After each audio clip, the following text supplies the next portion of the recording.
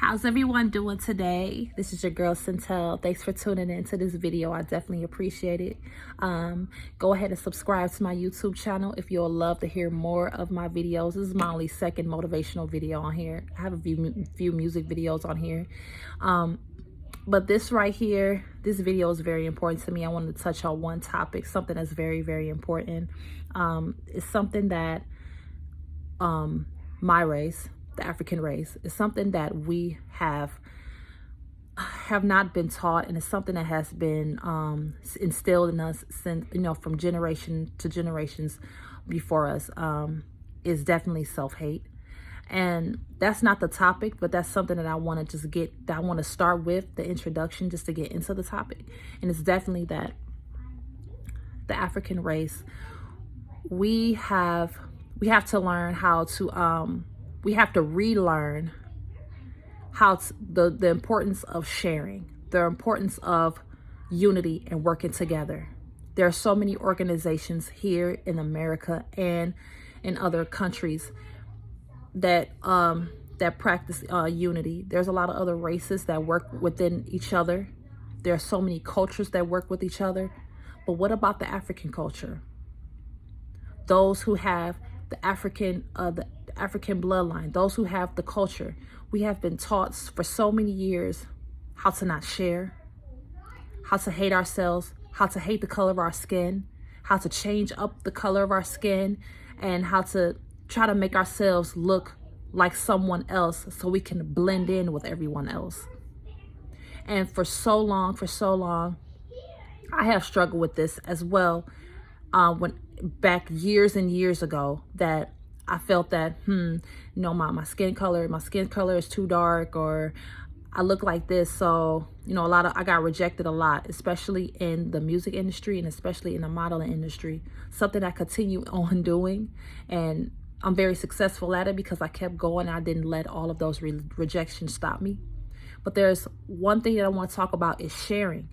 That right there is something that is not really addressed. I know it's something that young kids, that their parents or those who are raising them try to teach them and try to instill in them and get into the subconscious, and something through repetition. And you have to share your toys, you have to share with your siblings, you have to share with everybody else.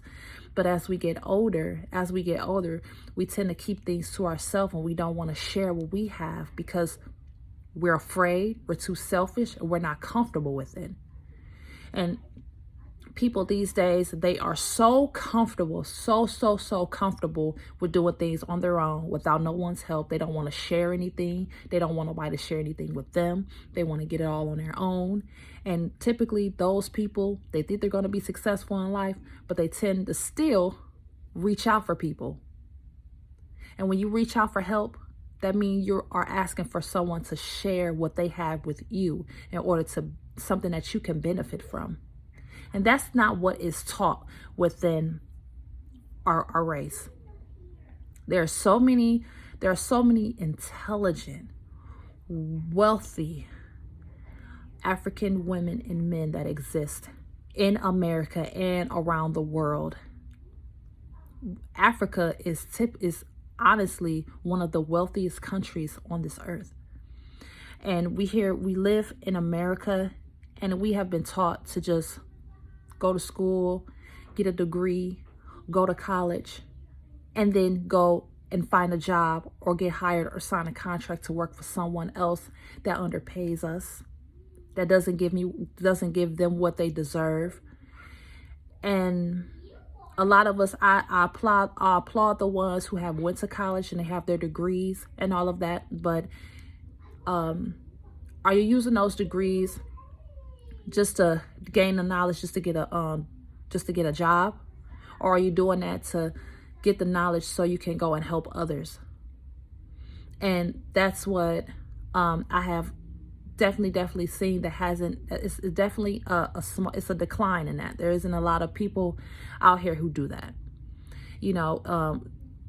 Typically a lot of people, especially as a music artist, I have learned in this music industry, just as DMX said, he's not an industry artist, but he's an artist in the industry, meaning he has not let this industry mold him and teach him to become something that he's not, just so he can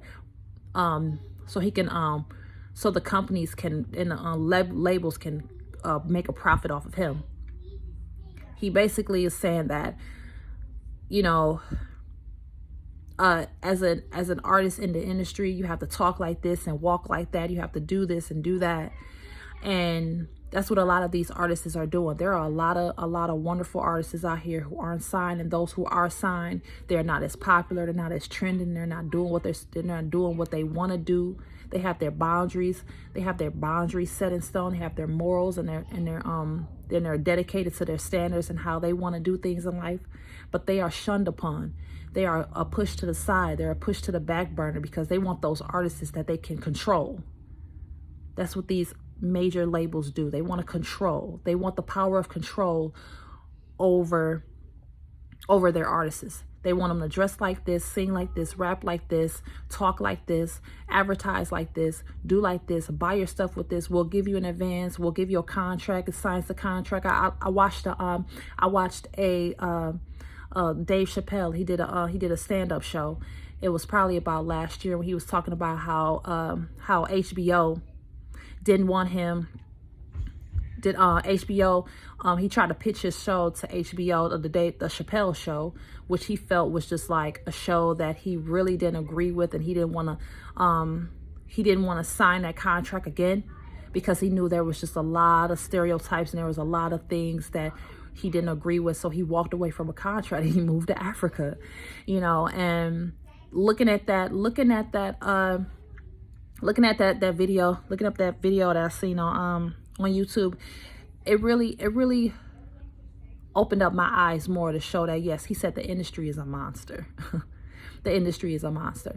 And that is something that we all need to pay attention to.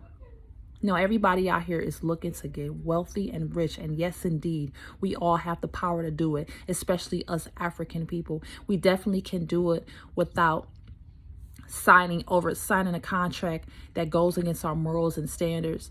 And we cannot be ourselves. We have to put on tons and tons of makeup every single day. We have to wear weaves. Us African women, we have to do that. We're not able to express our own natural beauty. We're not able to express wear our own hair a certain way.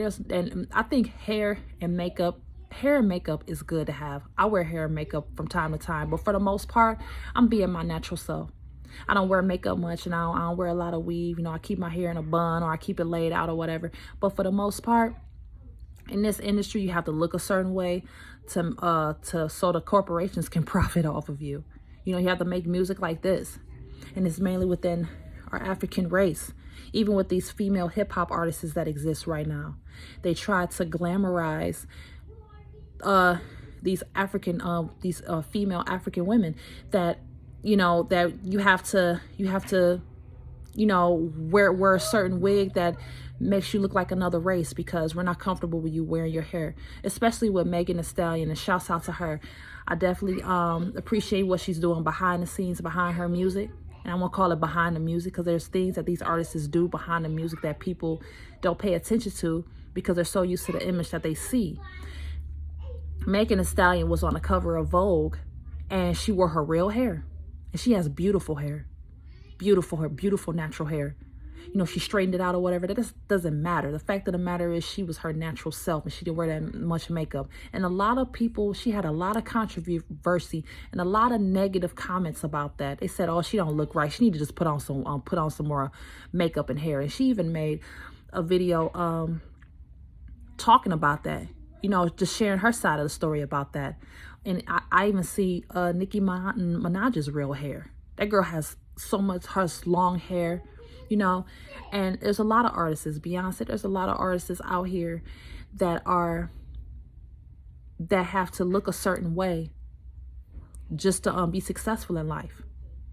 And that's one of the reasons why I never signed a major contract. I never signed with a major label. And you know, I've been told by people I worked with, you should just start your own independent label and help other artists. You know, and I know that's a big responsibility for me because I have to, and that maybe a few years from now, I'll start my independent record label. But I know there's more that I have to learn about this industry before I just start on something. I'm still in a learning process as well.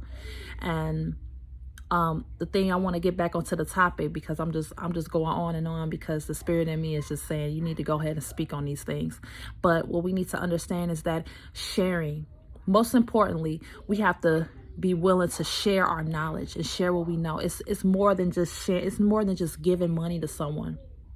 But are you contributing to someone's cause to build up, to help them build something, to set a new foundation, and to relearn, to help other people to relearn things so that we can build up the African race?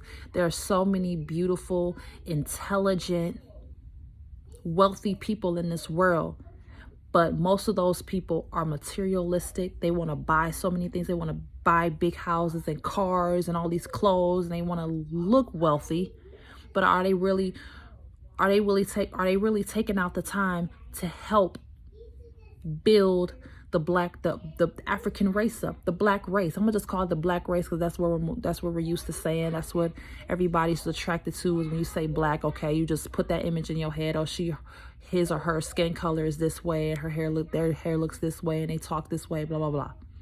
But I'm gonna just say the black race. I know we're African. I know we probably got so many other races in us, but I'm gonna just say black for right now, because that's what most of the people they will understand. They will be able to identify what that means. So it's like, even with there's so many wealthy people they can do so much. They can contribute, and they can share their wealth, and they can share their knowledge with other artists. There's so many major artists. Like, are they out here trying to start their own labels? And yeah, there has been a few male artists such as Lil Wayne, Drake, Beyonce. They all started their independent labels, and they're doing things independently, doing their music independently. But that's only a select few.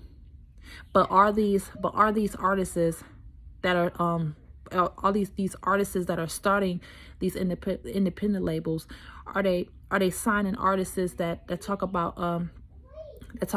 change in the world, positivity, motivating us as a black race to learn to love one another instead of killing one another?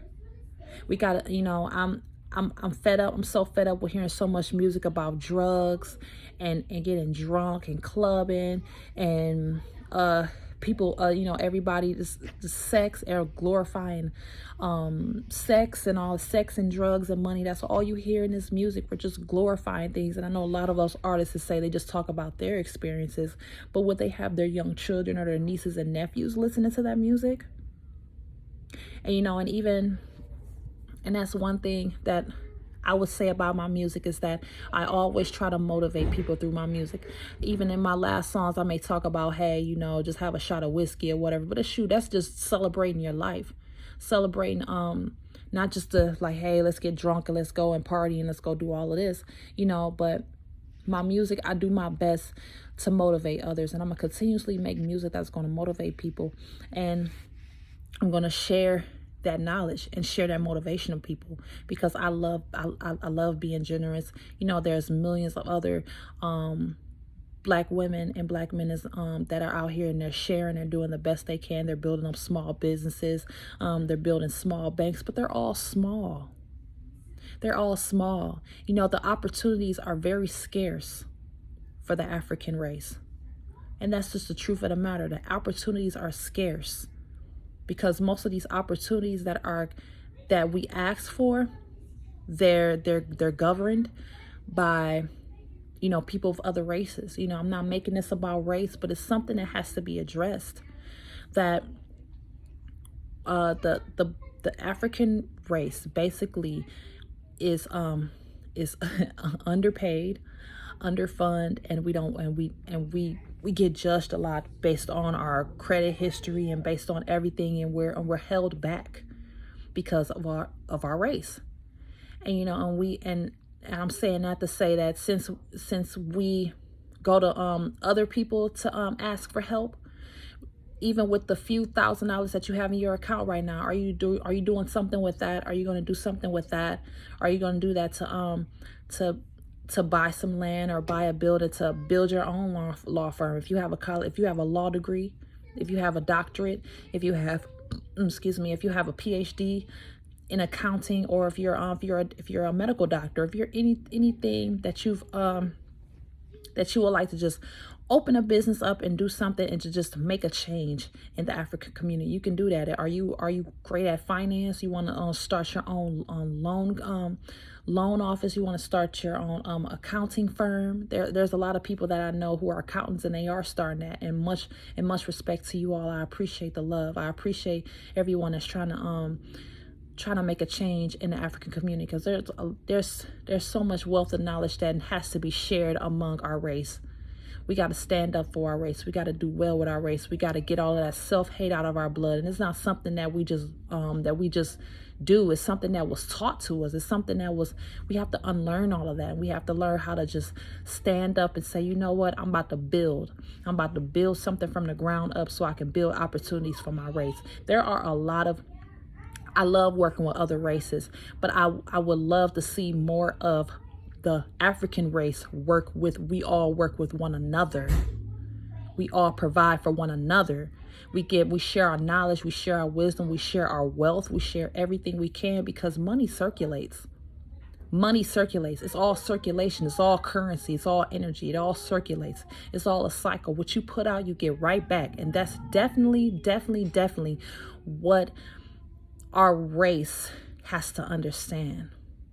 It's so easy to just get up and go to the mall and buy a $600 purse, and go buy a $700 shoes, and to buy buy a Tesla and all of that. But are you taking a couple thousand? Are you going ahead and buying some real estate? Are you starting your own real estate company? Are you buying some land? Are you trying to build up an organization, a nonprofit organization? Are you starting a school? Are you doing something like that? And a lot of these, a lot of people out here, they're not willing to do that because they're only so used to one way of living. And so that's what's important. That's what we have to keep on practicing within our race. We got to build each other up. We got to help each other. We got to do the best we can for one another. And that is something that I wanted to touch on in this video. I want to make this video longer, but I'm going to make more videos. I'm going to make part 2 of this. I'm going to call this a part 1. And whatever that title is, I got to think of that, because right now I'm just going off the top of my head. I'm just freestyling right now. I don't have a script in front of me of all the topics I want and all the things I want to touch on. But if you're still to the end of this video, I want you to go ahead, and if you loved what you hear, go ahead and drop a like button. Go ahead and drop a comment and say, I loved when you talk about such and such. And also drop some comments about if you have any questions. If you have any questions about what I should put in my next video, go ahead and put it at the bottom. Put it in the comment section. I would love for you all to check out my earlier videos, subscribe to my channel. Go ahead, you can subscribe to my website. Like I said, I didn't say it in the video, but I just wanted to announce that, yes, I'm starting my own fitness clothing line. It's called Sin City. It's going to be for women who work out, who are active, and then we need more comfortable wear. And yes, that will definitely be in the comment section as well. I'm building on that website right now. There's a lot of things that I want to do for the African race, for sure. I want to put more opportunities out for all of us to succeed, and to get all of that self-hate and all of that out of our bloods, and we start moving forward with our lives and become stronger and wiser. So yes, thanks for tuning into this video, and I'll see you all in the next video.